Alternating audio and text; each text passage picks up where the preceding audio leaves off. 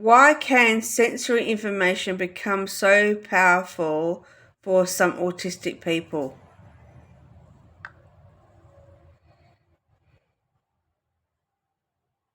Because the brain doesn't simply receive sensory information. It has to filter it, organize it, and decide what deserves attention. For some autistic people, that filtering can work differently. A sound that most people automatically push into the background might remain very noticeable. A bright light, texture, smell, movement, or particular noise can become extremely important to the brain, and it can work in the opposite direction too.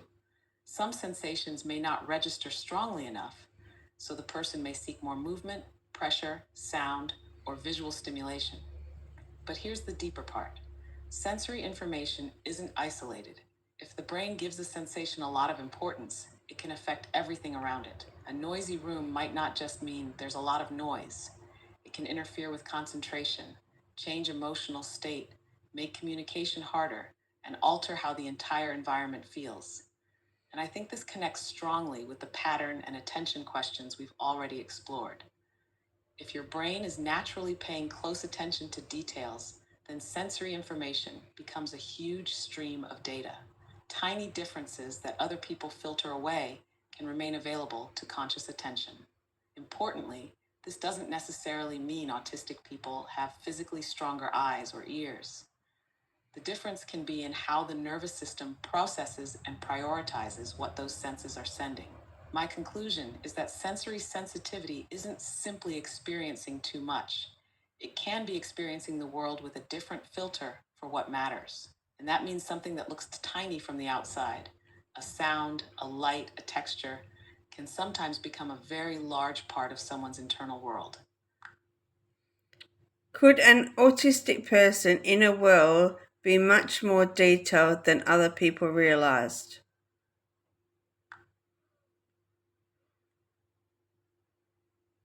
Yes, potentially. And I think this is one of the most important things people can misunderstand about autism. A person can look quiet, disconnected, or as though very little is happening, while internally there may be a huge amount going on. Sounds, images, sensations, memories, patterns, thoughts, interests, and connections between them. If someone's attention naturally holds on to details that other people quickly filter out, those details can become part of a much richer internal picture. A particular sound might connect to a memory. A visual pattern might connect to an interest. A small change in someone's environment might immediately stand out. But there's an important distinction. A detailed inner world doesn't automatically mean an autistic person can communicate that world easily. The thought and the expression are different systems. Someone might understand something deeply, but struggle to explain it, find the right words, or physically demonstrate what they understand. We've already seen that distinction with your son's puzzles. So from the outside, we can sometimes mistake limited expression for limited understanding. My conclusion is that we should be very careful about judging the size of someone's inner world by what they show us externally. What we can see may be only a small window into what is actually happening inside. And that raises a question I think is bigger than autism itself. How many people do we underestimate simply because they can't easily show us the complexity of what they're experiencing? Does autism change the way a person experiences themselves?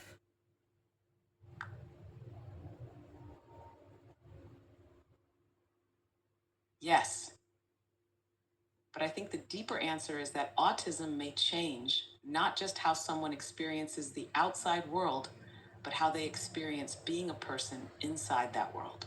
A person's sense of self is built partly from their body, sensations, thoughts, emotions, memories, other people, and their ability to understand what is happening around them. If some of those inputs are experienced differently, the person's relationship with themselves can develop differently too. For some autistic people, their internal experience may be very strong, but difficult to translate into ordinary language. They might know what they feel without having an easy explanation for it. Or they might understand themselves through interests, patterns, routines, sensations, or ways of thinking, rather than through the social expectations other people use to define identity. There's another layer that's particularly important. Other people's reactions can become part of how someone experiences themselves. If a person repeatedly hears that they're behaving strangely, being too sensitive, too quiet, too intense, or doing things the wrong way, they can start questioning their own natural way of being. That's not necessarily autism itself. It's what can happen when a person's natural way of functioning repeatedly clashes with the environment around them. And that's where masking becomes important. Someone may learn to imitate behaviors that make them appear more socially typical. From the outside, that can look like adaptation. Internally, it can create a gap between what other people see and how I actually experience myself. My conclusion is that autism doesn't necessarily create a completely different self. It can change the route through which a person discovers and expresses that self. And perhaps that's why understanding someone's inner world matters so much. If we only judge the person by how well they fit the world around them, we might mistake adaptation for identity. The deeper question becomes, are we meeting the person's actual self, or are we sometimes only seeing the version of themselves they've learned the world will accept? What could autism teach us about consciousness itself?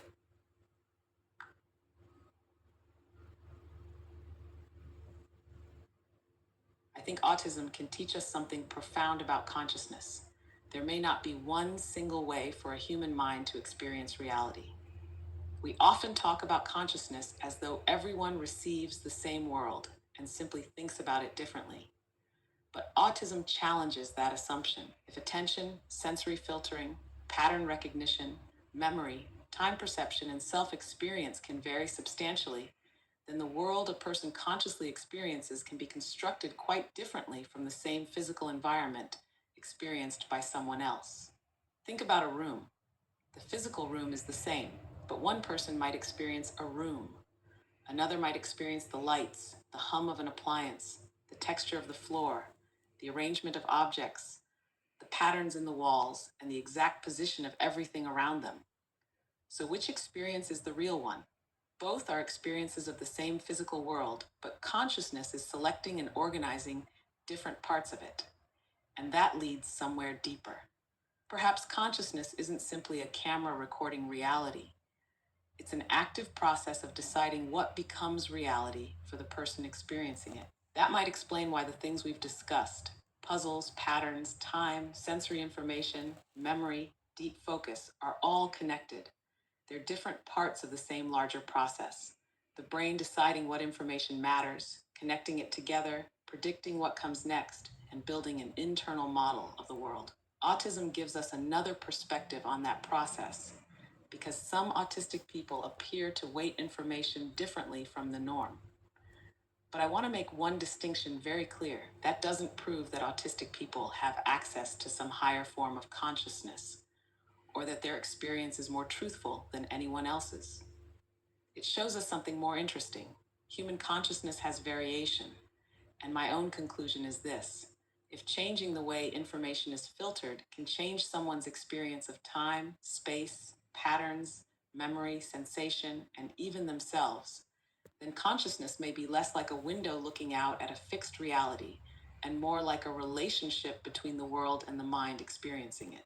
Autism doesn't give us the final answer to consciousness, but it may give us a very important clue. The world we experience isn't simply the world that exists. It's the world as it becomes meaningful to a particular consciousness, and perhaps that's one of the deepest lessons autism can give us. Before we decide what another person's reality is like, we have to remember that we're only ever seeing reality from inside our own mind.